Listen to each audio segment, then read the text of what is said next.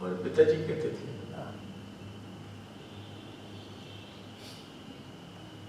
पुण्य कर्म,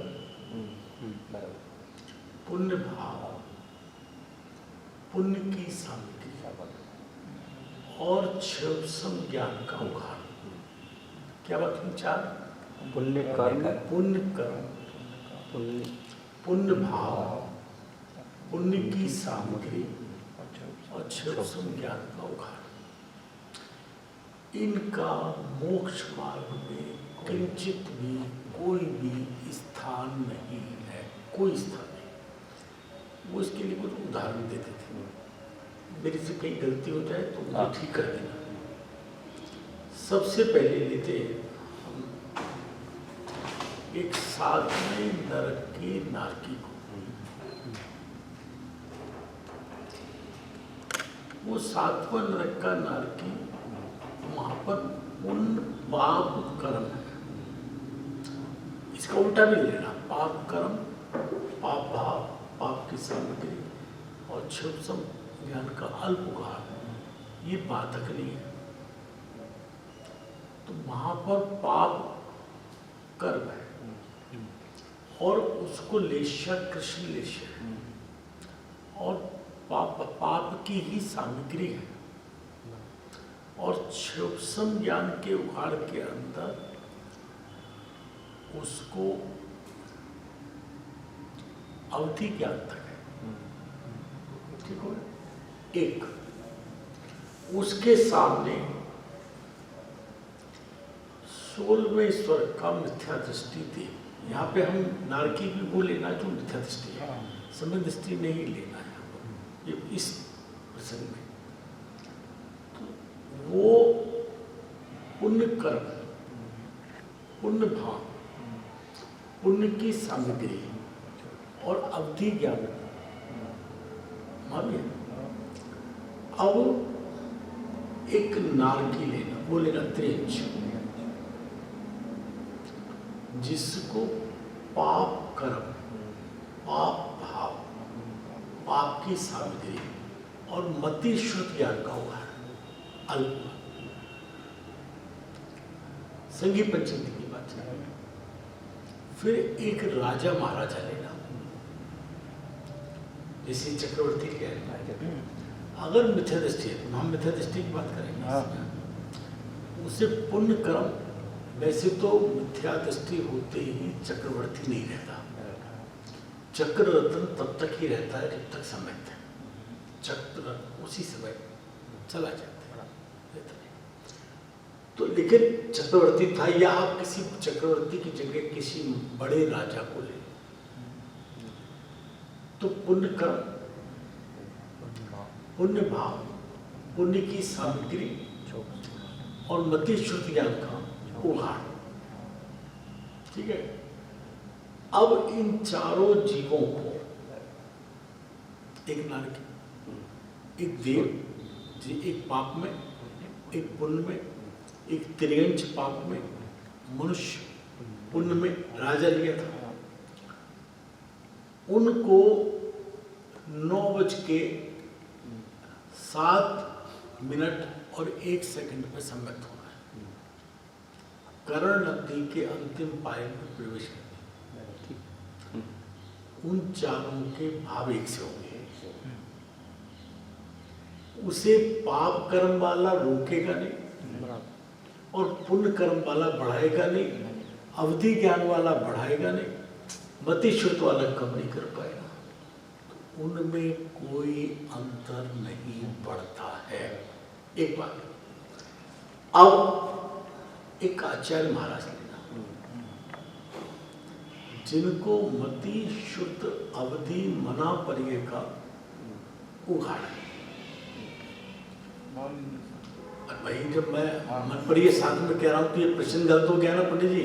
आप सभा में ही पूछोगे तो लोग हंसेंगे ना इस बात को कि एक तरफ मन पर ये कह, मन पर यह होता ही मोक्ष मार्ग में है, बीच में होता ही। अवधि ज्ञान तो दोनों तरफ हो सकता है। अवधि ज्ञान में अगर सर्वअवधि और परम अवधि है तो वो भी मोक्ष मार्ग में है, संसार मार्ग में नहीं होता है। इसलिए उसकी बात नहीं करो। एक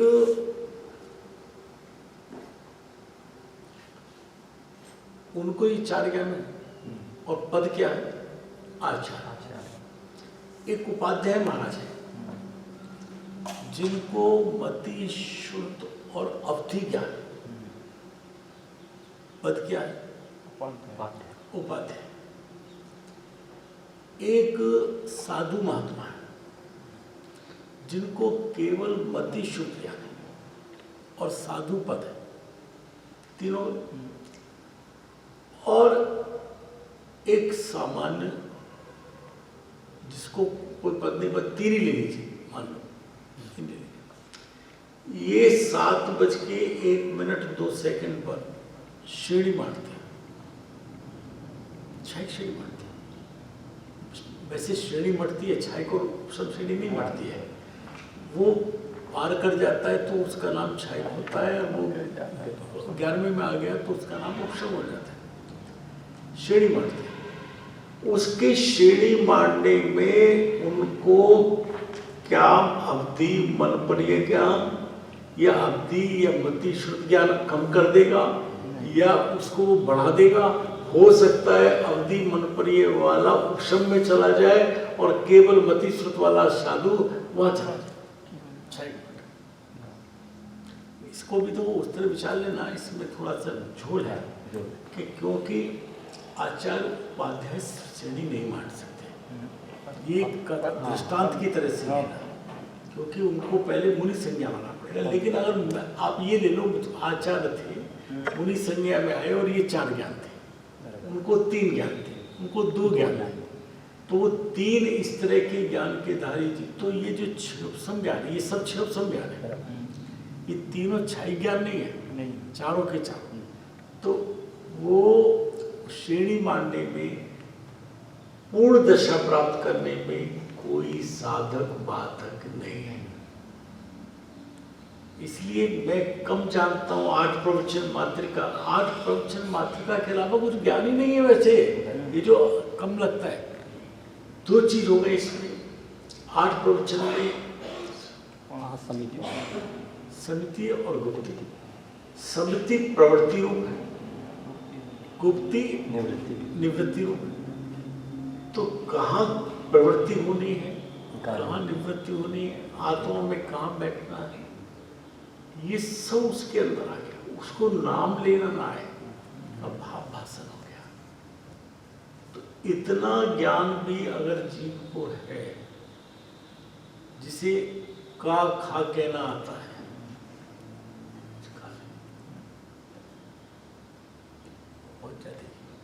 लगा दिया था कि लगाना था? नहीं, वो DPS है वो, कोई बात नहीं। चल, नमो नमो सिद्धार्थ, नमो हरियम, नमो बुद्धाय, नमो सत्य मंगल में मंगल करण वितराग विज्ञान, नमो तांजाते करि मंगल करि ग्रंथ करण जाते मिले समाज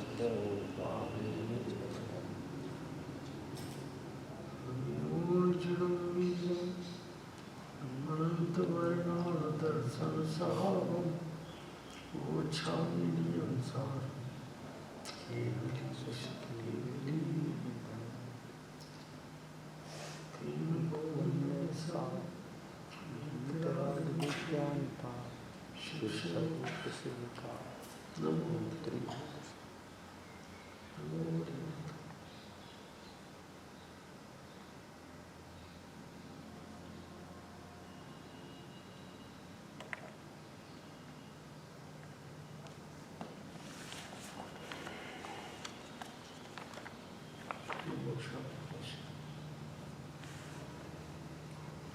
मेरा भी नियम 7 पेंटिंग में रखा हुआ 142 का आता था, पूछ चुका है एक शब्द से, मतलब पूरा 2 बार पूछ चुका है पहले।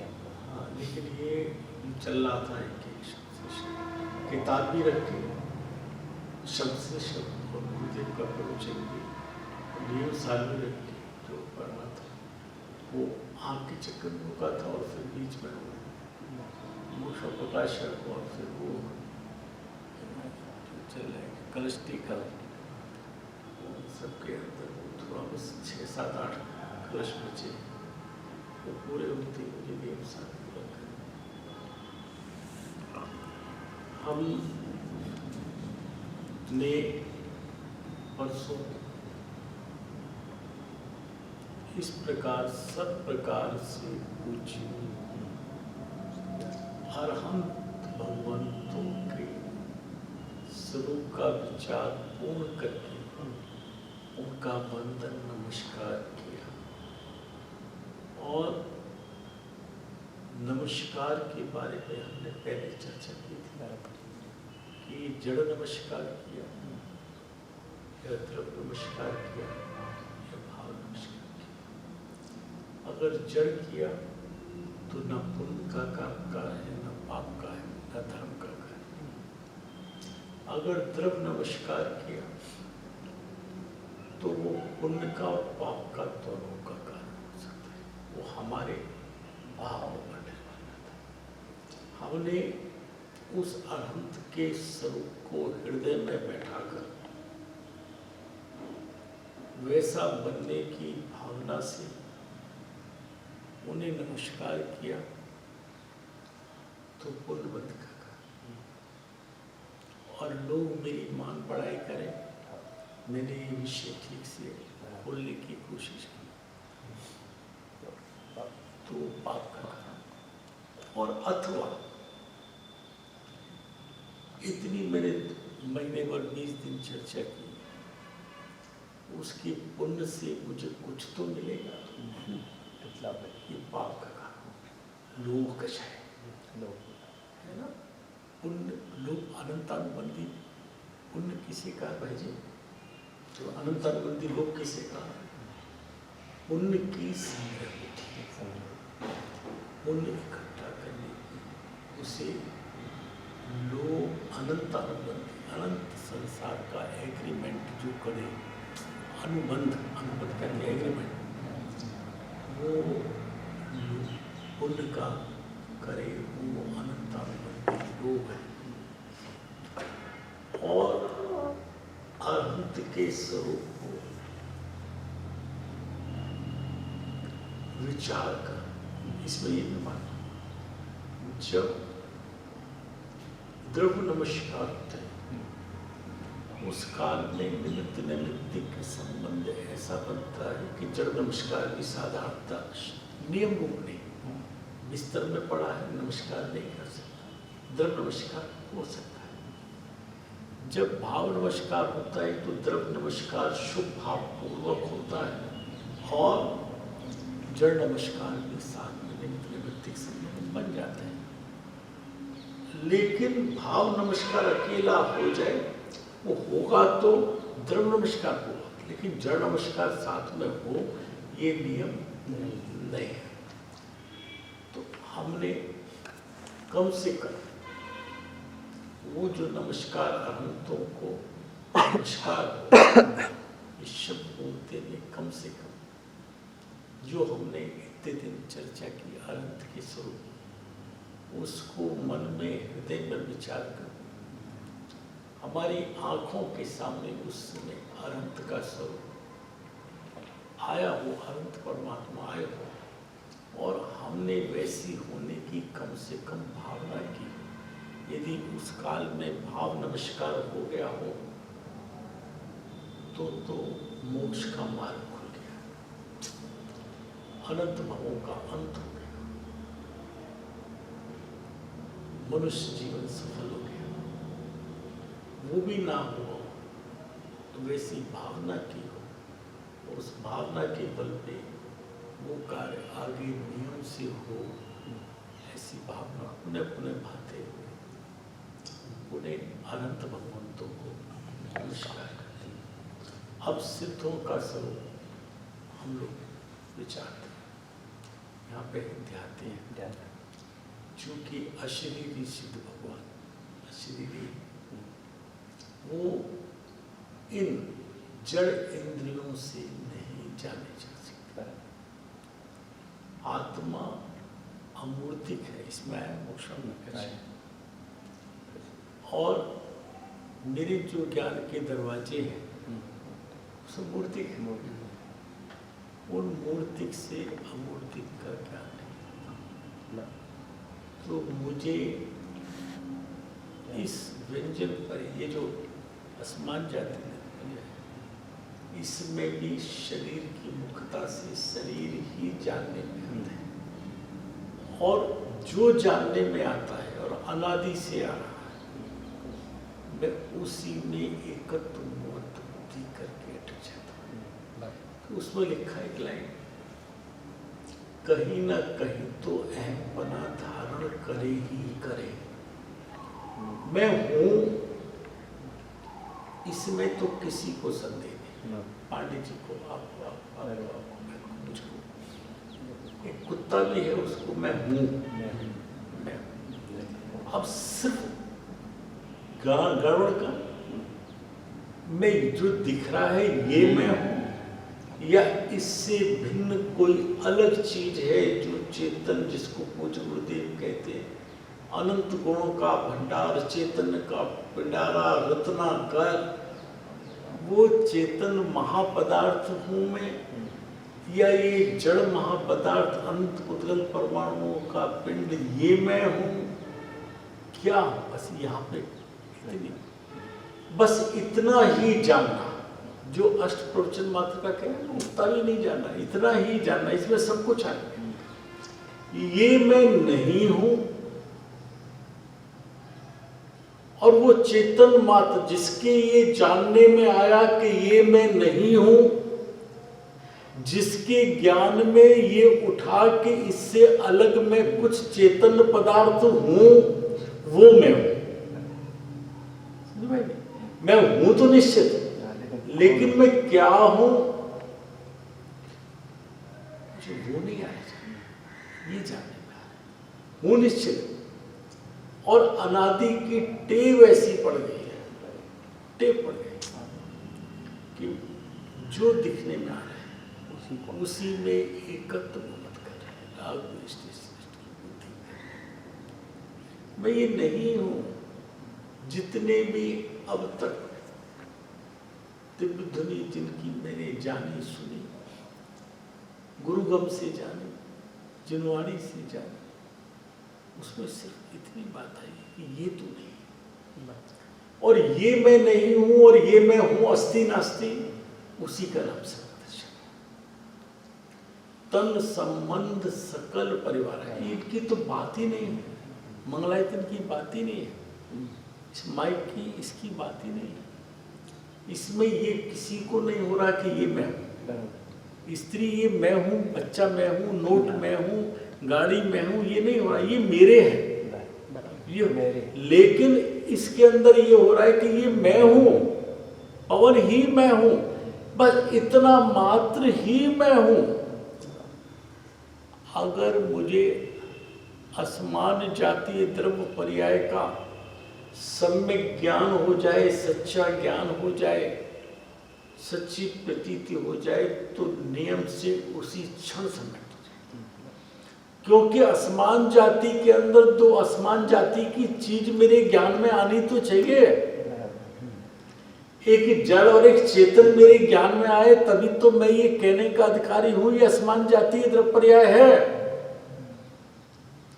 मैं तोते की तरह ये कहता रहूं ये असमान जातीय है, और उस असमान जाति द्रव्य पर्याय में जो दो असमान जाति के द्रव्य हैं, अनंत पुद्गल परमाणु और एक मैं आत्मा, 82 पेज पे, 78 पेज पे, दो जगह, तो उसके अंदर ये मैं हूं, उसमें इन असमान जाति में मैं कौन हूं और मैं कौन नहीं। तो इस शरीर के अलावा जितने संबंध बने हैं, जिन्हें मैं अपना मान रहा हूं, कैसी को, दौलत को, गाड़ी को, कमरे को, फ्लैट को, घर को, कपड़ों को, स्त्री पुत्र मकान को, वो तो तन संबंध सकल परिवार, तन के निमित्त से, संबंध से वो मेरे कहने में उपचार से आते हैं। और सोतन हमने जाना न्यारा, और हमने तो इस शरीर को अपने से सर्वथा भिन्न जान लिया। जब इसको भिन्न जान लिया तो स्त्री पुत्र मकान दौलत मेरे कैसे रह सकते, क्योंकि इसके संबंध से वो मेरे मैं कहने कहलाते थे। वही कहा है ना आपने भैया भक्ति में बहुत, कि जब रोम समूह जब ये हटा दिया तो फिर ये कैसे रहेगी चमड़ी आदमी, नहीं रहेगी। कुछ इस तरह का आता है।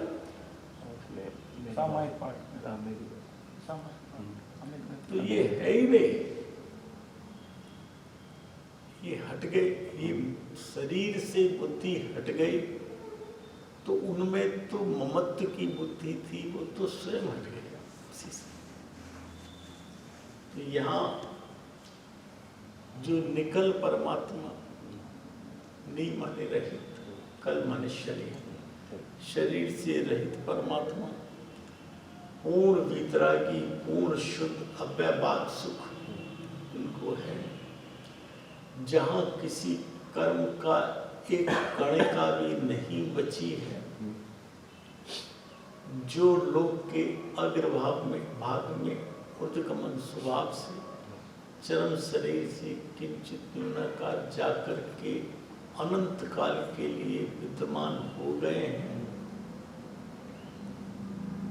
उनके स्वरूप को हम ध्या सकते हैं। जब वो दिखते नहीं तो ध्या कैसे सकते? हमारे पास अनंत की वाणी है, उसमें उनके स्वरूप। आपको अगर मेरे पे विश्वास है और आपको पता है मैं अमेरिका से लौट के आया हूँ और विश्वास नहीं है कि पवन जी झूठ नहीं, तो मैं जैसा स्वरूप बता रहा हूँ वैसा हृदय में धारण करके आप ध्यान सकते हैं। जैसा गुरुगम ने, पहली शर्त यही 144 का था,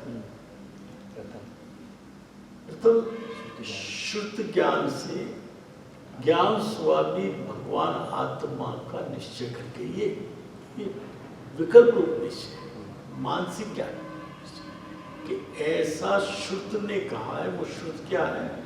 जिनेंद्र उसमें शामिल हो गए, क्योंकि जिनेंद्र की वाणी है शुद्ध, और वो हम तक आचार्यों गुरुओं के माध्यम से पहुंची है, तो गुरु शामिल हो गए। तो हम देव शास्त्र गुरु के माध्यम से उस अशरीरी सिद्ध भगवान का निर्णय कर सकते कि ऐसे है, जो मुझे होना है, जो मेरी चरम उत्कृष्ट दशा है, ये मेरे आत्मा की ही पर्याय है। ये सिद्ध किसी जड़ की, वो जो असमान जाति द्रव्य पर्याय में जो मैं नहीं हूं शरीर, ये उसकी पर्याय नहीं है, ये मेरी पर्याय है आत्मा की। जब भी प्रकट होगी मेरे में प्रकट होगी।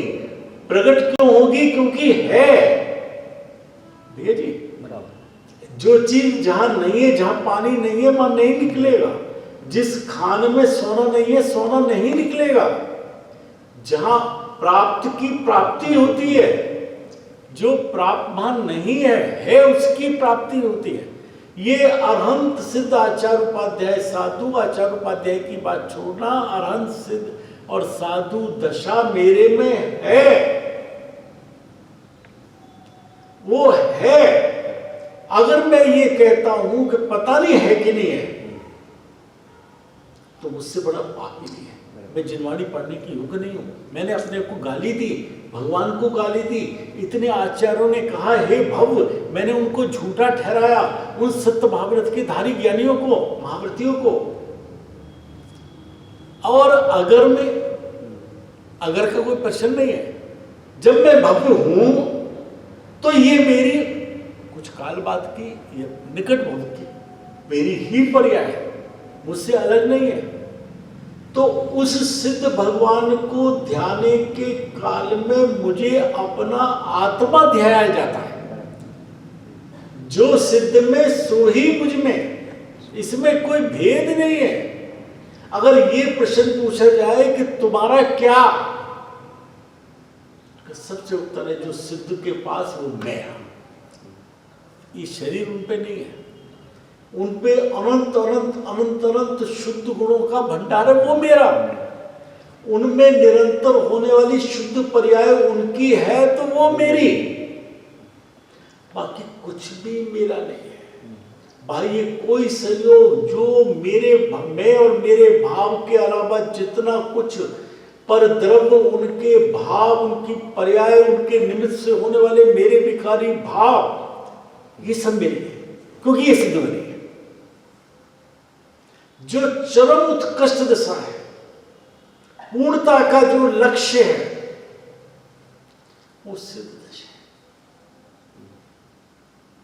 ये तो हम अपने स्वार्थ में पहले अनंत को मानते हैं कि हमें सिद्ध का स्वरूप भी अनंत से पता लगता है। अगर अनंत ने ना बताया नंबर 1 पे, तो हम सिद्ध को जानेंगे कैसे कि भाई शास्त्र से जान लेंगे? अरे शास्त्र भी तो अनंत की वाणी है ना, जान कैसे लेंगे? इसलिए हम अनंत को पहले, बाकी हमारा लक्ष्य अनंत दशा में, हमारा लक्ष्य दिल्ली से गाजियाबाद बिल्कुल बॉर्डर पे मिला हुआ है, लेकिन हमारा लक्ष्य गाजियाबाद दिल्ली है। गाजियाबाद पड़ेगा जरूर, उस बॉर्डर को पार करना पड़ेगा, लेकिन पड़ेगा, लेकिन वो लक्ष्य नहीं है, लक्ष्य तो दिल्ली है। ध्यान लिखा ना, ध्यान, तो इसमें ध्यान में उन ध्यानों की बात मत करना। एक तो उन ध्यानों की बात नहीं है। देखो ये जो पिंडस्थ, आपका ठीक कर दो, पिंडस्थ का अर्थ से कोई मतलब, जो भी पिंड माने शरीर, उस शरीर में जो है वो मेरा हो सकता है, वो चींटी का हो सकता है, तो वो ऐसा है और आत्मा ऐसा है। मैं आत्मा हूं इस पिंड में, पवन नाम पिंड में मैं आत्मा हूं। उस आत्मा का ध्यान वो पिंडस्थ है।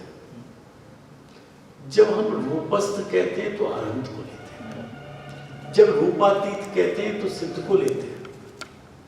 और चौथा कौन सा है? पदस्थ। पदस्थ का मतलब क्या है? ये जो पद है वो उनका पद नहीं, जो व्याकरण के पद हैं, ये 5 अक्षर का, 2 अक्षर का, उनका ध्यान, उनका स्मरण, उनका चिंतन, वो पदस्थ है। हम अनंत पद की बात नहीं कर रहे हैं, सिद्ध पद की बात नहीं कर रहे हैं। आप पद लेना व्याकरण का पद, पिंडस्थ, पदस्थ, रूपस्थ, रूपातीत, इनका ध्यान। यहाँ उस ध्यान की बात नहीं, बात सिद्ध की चल रही है। आप चाहें तो रूपातीत में इसको शामिल कर सकते हैं, लेकिन हम उस तरह ध्यान, क्योंकि ज्ञानार्णव में भाई जी जब इनका वर्णन है, आप पढ़ना थोड़े पहले, तो आचार्य ने कहा है कोई कार्यकारी नहीं है, जो स्फुलिंग निकले, ये हुआ, ये हमें ज्ञान, ये तो फिर आपने इतना वर्णन क्यों किया? ज्ञान तो सामने वाले को सिर्फ ये बता रहे हैं हम भी जानते हैं जो तू जानता है, और आखिर में निष्कर्ष में कहते हैं ये कोई कार्यकारी तो सिर्फ ये मेरा शुद्ध आत्मा है, जिसके लक्ष्य से, जिसके आनंद से एक क्षण के लिए, क्षण पर निज रस को पेचिता, उसी समय तू ऐसे बैठा रहे, ऐसे आसन, ये नहीं सामायिक के आसन, क्या कुछ कहते हैं ना, इतर शैल शिखर, ये नहीं समाधि के आसन, नहीं, ये नहीं समाधि, जब तक इन पे दृष्टि है।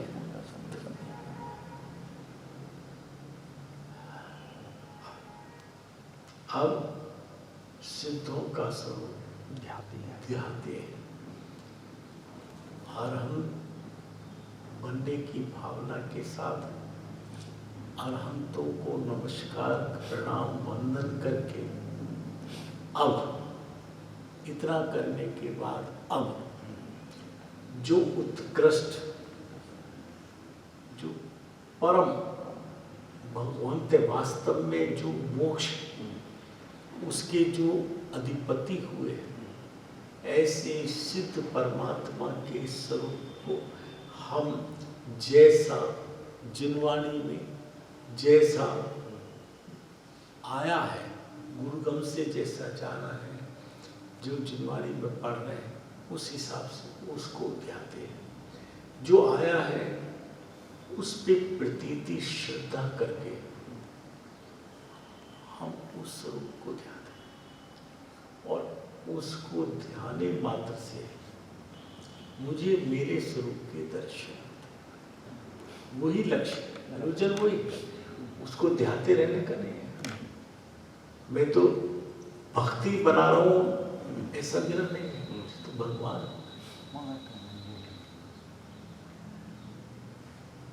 जो गृहस्थ अवस्था को त्याग कर। यह प्रश्न है कि जब यहाँ गृहस्थ अवस्था कहा, वहां पे गृहस्थ बने को कहा। नहीं, ये प्रश्न है कि जब अनंत पूर्वक ही सिद्ध होते हैं तो फिर सिद्धों की जो बनने की प्रक्रिया पुनः वही एज इट इज क्यों नहीं? अगर किसी ने वो नहीं पढ़ा और सिद्ध के स्वरूप पे शुरू से चर्चा करने बैठ गए तो उसको अनंत के स्वरूप भी पूर्व प्रक्रिया भी बतानी पड़े, पूर्व चर भी बताना पड़ेगा और अरहंत के अंदर अब उत्तर चर भी आ जाएगा कि इसके बाद क्या होगा, है ना। इसके अंदर सारी बातें सहचर की आ गई और पूर्व चर की आ गई, इसमें आ गई। तो वो जो अरहंत की प्रक्रिया है वो पूरी प्रक्रिया तो एज इट इज है, तो उसका अर्थ कोई कैसे भी करे, वो केवल शब्द बदले, कुछ अंतर नहीं है। एक भाव का इतना सा अंतर। वहां ग्रस्त पना त्याग कर, यहाँ पे का ग्रस्त अवस्था को त्याग कर, कोई अंतर नहीं है। अवस्था अब उसमें स्थित है, जो ग्रस्त के राग में स्थित है वो ग्रस्त है। ग्रहस्था ग्रह में स्थित है, ग्रह में स्थित का मतलब घर से नहीं, उस ग्रह के राग में स्थित है, वो ग्रस्त है। ये दीपचंद जी ने इसकी व्याख्या की। ये शाब्दिक भी वही अर्थ निकलता है जो आप कह रहे हैं। अब मतलब वही अब का अर्थ वही, मतलब ग्रस्त। मूल में क्या है कि अरहंत और सिद्ध, ये बीच में क्या है कि पड़ाव आ गया है चार घाती कर्म का भाव। अगर वो घर छोड़ करके मुनि बना है तो डायरेक्ट सिद्ध भी बन सकता है। अरहंत बनने की उसमें बात है नहीं, सीधा ध्यान शुक्ल ध्यान अनंत दशा आएगी ना, नहीं अनंत दशा तो आएगी अंदर में, लेकिन ऐसा नहीं कि वो पहले चार घाती कर्म का ही अभाव होगा। नंबर 2, जो अरहंत का बेसिक लक्षण है अनंत चतुष्टय, वो प्रकट होगा, चाहे एक समय मात्र के लिए हो, सुनो, लेकिन वो नहीं होगा सीधे सिद्ध बन जाएगा ऐसा नहीं होगा। नहीं वो नहीं, लेकिन अब उसके बाद में अयोगी दशा आएगी, 14वां गुण स्थान आएगा, उसका काल लघु जगन अंतर्मुहूर्त हो सकता है, जो कि क्षण है, लेकिन आएगी। तो तेरी दशा, तूने रोगी को पहचानेंगे कैसे? आज जो रोगी का इसमें विषय आएगा दूसरे अधिकार के बाद, तो उसमें आएगा कि पहले उसको तो उसके रोग का, उसकी पूर्व अवस्था, तो ऐसा था, तुझे चक्कर आया होगा, तो ऐसे चला होगा, तो उसे बताते सिद्ध दशा पे पहुंचाने के लिए, देख पहले तेरी ये अवस्था, पहले ग्रस्त पने को त्याग कर, या ग्रस्त अवस्था, इसे इसके भी हम लोग कहीं ग्रस्त पने और ग्रस्त अवस्था में ज्ञान के क्षोभ से अलग कर देते हैं। ऐसा है नहीं, करना नहीं, ऐसा है नहीं, एक ही चीज है, भ्रमित नहीं करें। ग्रस्त पना त्याग कर और ग्रस्त अवस्था, जो ग्रस्त में था स्थित कौन है? वो घर में रह रहा है उसकी बात नहीं है। चक्रवर्ती चक्र 6 खंड में 96,000 स्त्रियों के वृंद में गुरुदेव के शब्दों में बैठा है, तब भी उनसे अलग है। और द्रवलिंगी मुनि नग्न जिसपे वस्त्र का तागा नहीं है, वो पूरे विश्व का भोग रहा है उस समय।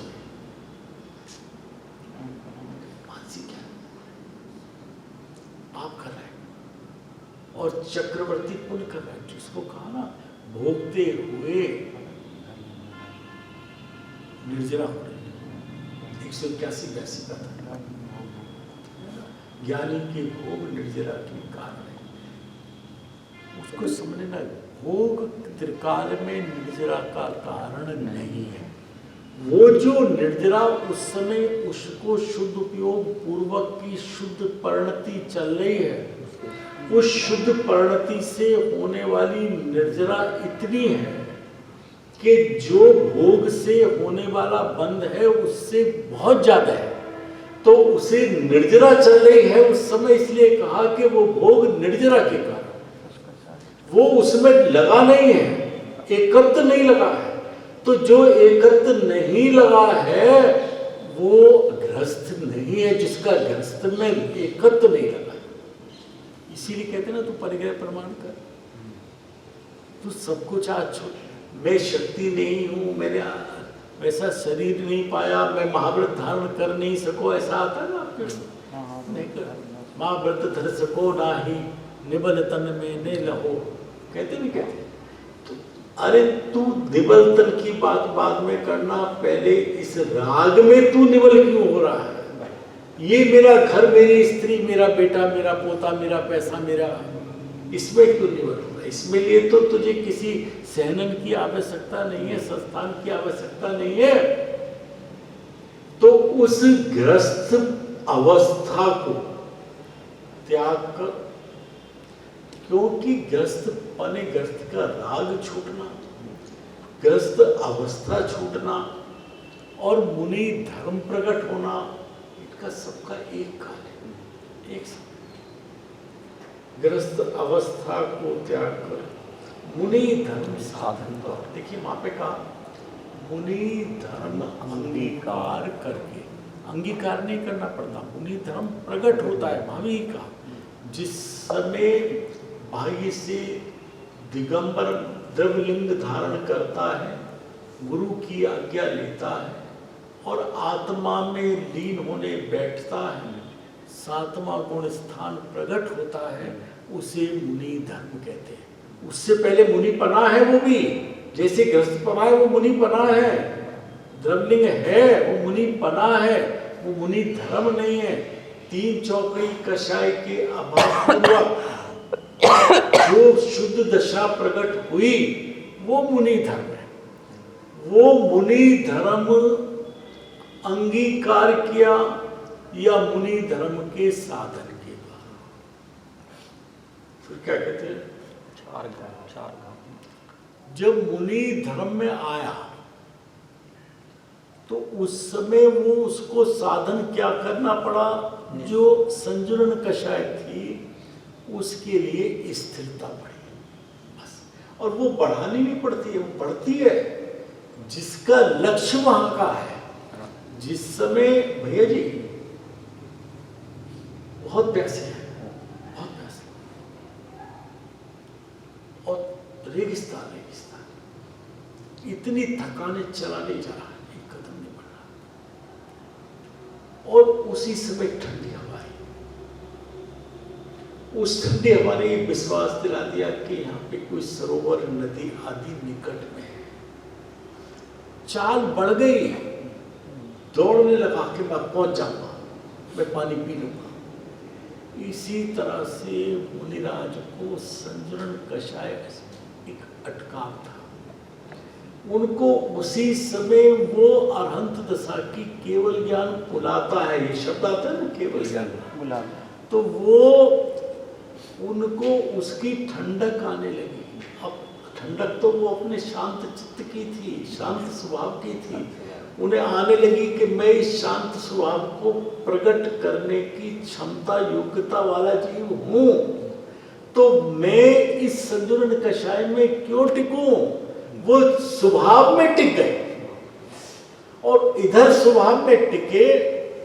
फिर से वो बात रिपीट नहीं करता हूं, कर्म और कारण वाले, कार्य वाले, वो स्वभाव में टिके तो वो संज्ञा जिनको आघाती कर्म की थी, कर्म परमाणुओं को या पुद्गल परमाणुओं को, वो अपनी योग्यता से उस काल में स्वयं निर्जरित हो गए, अकर्म रूप हो गए, निष्कर्म रूप हो गए, दूसरे कर्म रूप हो गए, अपने मूल जगह पे बैक टू पवेलियन यानी पुद्गल परमाणुओं के रूप में, स्कंदों के रूप में परिवर्तित हो। हाथी कर्म का ये नाश हो उस काल में। काल एक, वो काल एक होने से और उन दोनों का निमित्त नैमित्तिक संबंध होने से, उस निमित्त के कथन से, उपचार से, व्यवहार से ये कहा जाता है कि उस उग्र साधन से 4 घाती कर्मों का नाश हुआ। ठीक है, चलो इसको गुणस्थान परंपरा में भी लगा सकते हैं क्या? किसको? जैसे गृहस्थ अवस्था त्याग कर और फिर मुनि धर्म साधन करके 4 घाटियाँ कर, वो करना नहीं पड़ता ना भाई, वो होता है। वरना गृहस्थ अवस्था का राग भी टूट चुका है नहीं, बचा नहीं, और तू घर में ही बैठा है, किसी ने बांध के रखा है तो हो सकता है, बांध के तो नहीं रखा, तेरे मुंह में तो नहीं ठूस रहा कि तुझे अगला गस्सा खाना पड़ेगा, मत खा तू, कौन कहता है तू खा।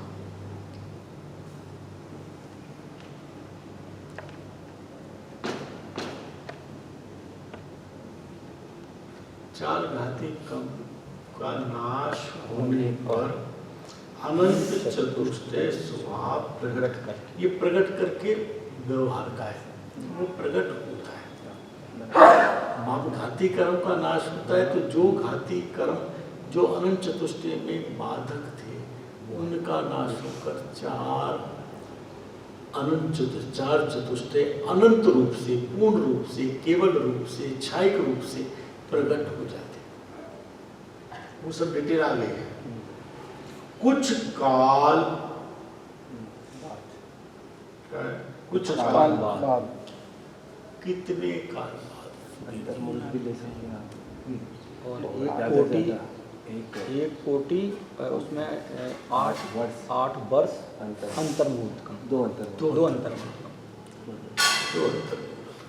क्योंकि 1 कोटि पूर्व ही विधि क्षेत्र के जितने हम सब कीर्तन आए, तो उतने काल तक। अब ये जो एक प्रश्न आता है कि तुम बहुत आत्मात्मा की बात करते हो और ये भी कहते हो कि मुनि धर्म के बिना दशा नहीं, तुम मुनि दशा लेते क्यों नहीं? ये चलती ही नहीं। वैसी उस स्तर की स्थिरता होने पर मुनि दशा प्रकट होती है, ली नहीं जाती। अगर आप ये कहो ली जाती है तो 1 कोटि पूर्व तक ये आदिनाथ भगवान का क्या पुरुषार्थ नहीं था? तीर्थंकर थे, महाबली थे, वो नहीं टिक जाते थे, चालीस ही नहीं होती। स्वयं सत्य अपने काल में सारे निमित्त कार्य होने में 5 समवाय उसी जाति में उसमें मिलते हैं। उस कार्य को काल लब्धि, उनकी जो कार्य होना है वो उसे जिस समय होना है उसे कहा काल लब्धि, और जो कार्य हुआ उसे कहा भवतम। तो अब 4 अघाती कर्मों के नाश होने का, घाती की नहीं का जो काल है उसे कहा काल लब्धि, और जो घाती कर्म का नाश हुआ उसे कहा भवतम, और वो स्वभाव साधन से हुआ ये पुरुषार्थ, और वहां पर कर्मों का अभाव निमित्त रूप कारण, अभाव रूप कारण, वो निमित्त, और किसको हुआ? त्रिकाल स्वामी जीव को 5 समवाय लगते हैं अपने आप, तब कार्य होता। कोई एक समवाय से नहीं होता। अरे भाई पुरुषार्थ ही उस समय होगा जब बाकी समवाय की उस समय की वैसी योग्यता बनी है। पुरुषार्थ से मोक्ष प्राप्ति में चैप्टर में इसको ठीक से पढ़ो। वो जो कहा जाता है कहीं कहीं काल लब्धि की मुख्यता करके कथन किया जाता है, वो काल लब्धि का काल है तो ही पुरुषार्थ होता है, और पुरुषार्थ है तो वही काल लब्धि का भी काल है, भवितव्यता का भी काल है, निमित्त का। जिस समय काल था पुरुषार्थ का, उसी समय दो मुनिराज उतर आए जंगल में उस भयंकर सिंह के सामने, वही निमित्त हो गए, वही काल लब्धि थी, वही सम्मित का भवितव्यता थी, वही उसने जो उधर ध्यान देकर उसको सुनकर के ग्रहण किया, आत्मसात किया, आंख से आंसू बहने लगे, वही उसका पुरुषार्थ था। वो सब कहां हुआ? उसके स्वभाव में हुआ, बाहर में नहीं हुआ। सब समवाय मिलेंगे, पांचों समवाय में। वहां पे उसका अर्थ हम लोग काफी गलत कर लेते हैं पुरुषार्थ कि कहीं पुरुषार्थ से होता है, कहीं पांचों ही मिलते हैं। निमित्त भी एक कारण वहां मिलता ही है, लाना नहीं पड़ता। निमित्त नाम की कोई वस्तु नहीं है जिसको उठा के लाओगे तो कार्य हो जाएगा। तो तुम मुनियों को ला के आप ढेर लगा दोगे सम्मित करने के लिए। सहज होता है, सहज, और कहीं कहीं बोलते हैं पुरुषार्थ से होता है। तो पुरुषार्थ से सहज होता है, पुरुषार्थ पूर्वक सहज होता है। जिस समय होने का सहज काल आया है, काल लब्धि आई है, उस समय नियम से पुरुषार्थ होता है, और पुरुषार्थ तभी होता है जब काल लब्धि आई है, भक्तव्य वैसा हुआ। ये पांचों समवाय सहज हैं कि नहीं भैया, ये जहां ये प्रमादी होगा हमारे करने से नहीं होता, उससे कहेंगे तूने पुरुषार्थ करेगा तो होगा, और नहीं करेगा तो नहीं होगा। और अगर तुझे ये भाव होता है मेरे करने से नहीं होता, तो इसमें कहा है तो हर कार्य में ऐसा हो जाएगा, हर कार्य में ऐसा हो जाएगा। और कार्यों में तो चिंतन पूर्वक, बुद्धि पूर्वक और पूरी शक्ति से पुरुषार्थ पूर्वक लगता है, चाहे रोटी खाने का हो या बनाने का हो। 196 पेज नहीं, पुरुषार्थ वाले प्रकरण में लिया ना कि पुरुषार्थ तू कर, बाकी की तू काल अपने आप ही होगा पुरुषार्थ। तब भी वो पुरुषार्थ होगा ही तब जब बाकी काल होने वाला होगा। कि अगर ये वहां लिखा ये अनीति संभव है नहीं कि जिसके अंदर तो तू ये कहे और कार्य को तो कहे, सब तो मेल मिला के बैठाए। माइक भी ठीक होना चाहिए, कैमरा भी ठीक लगना चाहिए, आवाज में रिकॉर्डिंग प्रॉपर होनी चाहिए। सब बैठ के नहीं बैठ के ये भी देख, शास्त्र आ गया नहीं आ गया, तो हर काम की व्यवस्था बनाना और वहां पे अपने आप हो जाएगा। वो ये जो अपने आप होगा, ये जो श्रद्धान हुआ, ये पुरुषार्थ है। पुरुषार्थ कोई अलग चीज नहीं है जिसे लाना है। ये स्वयं को स्वयं, पर को पर जान, फिर दुख का नहीं लेश निदान, यानी ये पुरुषार्थ है। ये जो तेने जाना कि ये मैं हूं और ये मैं नहीं हूं, इसका नाम पुरुषार्थ। कुछ और पुरुषार्थ नाम के कोई वहां पे गड्ढा खोदना है, कुछ फावड़े से ईंट ढोनी है, ये पुरुषार्थ है। अच्छा जी, ये जानना कि ये मैं हूं और उसमें आगे बढ़ा तो परका को अंश भी अपने में ना मिलाए। मैं जो गायक भगवान आत्मा हूं, इसमें इस शरीर का, स्त्री का, पुत्र का, मकान का, पैसे का कोई अंश भी नहीं है। और पर में यानी कि जो मैं नहीं हूं उसमें अपना अंश, वैसे तुम मिलाना चाहे तो मिला नहीं सकता। त्रिकाल में मिथ्या दृष्टि भी, अनादि मिथ्या दृष्टि भी, अभव्य भी, सिर्फ यह है कि तू उसके जो मिलाने की मान्यता अनादि से लिए बैठा है, उस मान्यता को छोड़, उसका नाम पुरुषार्थ। उसे पर को छोड़ना, ग्रहण करना तो है नहीं। त्याग उपादान शून्यत शक्ति है जीव में, कुछ नहीं करना है। उस मान्यता को छोड़ा, उसी का नाम पुरुषार्थ है। वही काल लब्धि, उस कार्य के होने की काल लब्धि है, वही उस कार्य को होने की भवितव्यता है, और वही जो तेरे सामने जिनवाणी रखी है वही निमित्त है। और इस समय जिनवाणी नहीं रखी है, तुझे शरीर रखा है, तो शरीर के अंदर जो पिंडस्थ आत्मा है इस पिंड में, वही तेरा निमित्त बन गया। ये शरीर निमित्त बन गया। तुझे ध्यान में आया कि यहाँ आत्मा है। मूषा प्रकाशक में रहस्यपूर्ण चिट्ठी में आया ना, तर्क से, अनुमान से, जहां जहां ज्ञान वहां वहां आत्मा, और जहां ज्ञान नहीं वहां मृतक कलेवर। जहां जहां ज्ञान जैसे सिद्ध परमात्मा, और जहां ज्ञान नहीं वहां मैं नहीं, जैसे मृतक कलेवर, मुर्दा पड़ा हुआ है। शरीर तो एज इट इज पड़ा हुआ है, लेकिन ज्ञान नहीं है। वो विषय प्रसाद सिद्धि का बहुत ही अद्भुत विषय है, बहुत अद्भुत विषय है।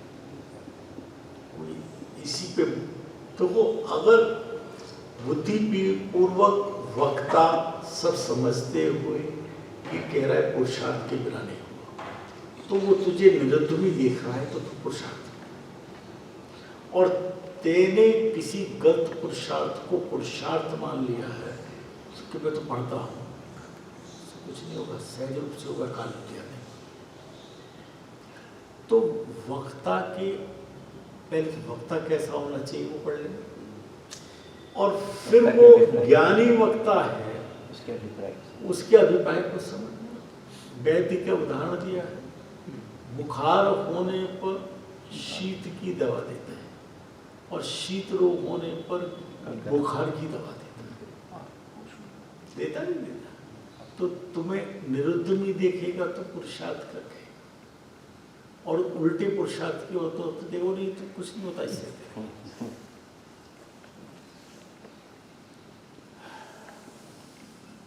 लाइन पढ़ के बंद कर दे।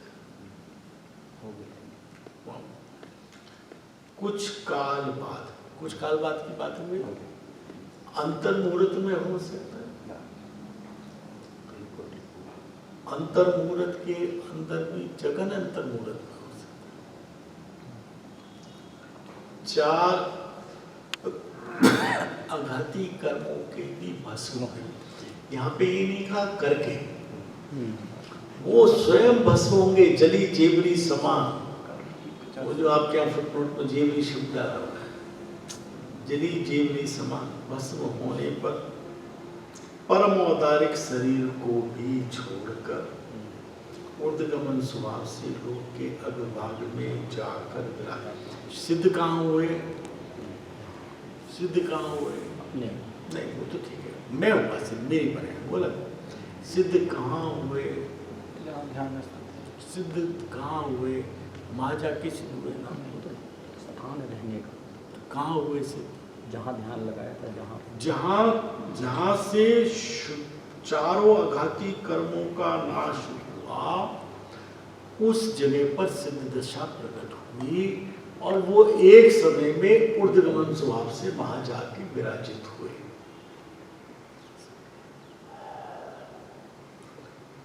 बस रहने का स्थान भी इस दृष्टि से कहते हैं कि उससे ऊंचा शीर्ष कोई स्थान नहीं है लोकाकाश में।